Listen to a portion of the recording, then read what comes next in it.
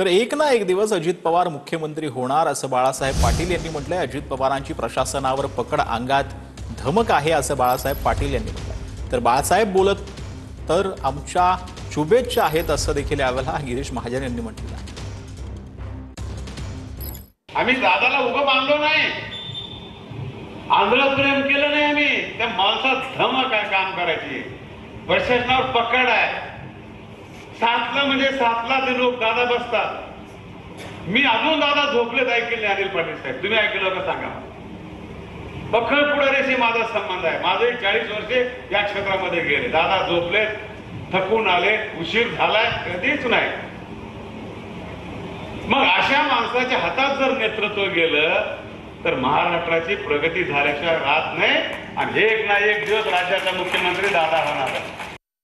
आता ते म्हणतात मुख्यमंत्री होणार, तर शुभेच्छा आम्ही काय सांगणार त्यांना। आता ते कसे होतात काय तरी बघतील, पण आमच्या शुभेच्छा तर होणार असेल। आता ते म्हणतात मुख्यमंत्री होणार, तर शुभेच्छा आम्ही काय सांगणार त्यांना। आता ते कसे होतात काय तरी बघतील, पण आमच्या शुभेच्छा तर होणार असेल।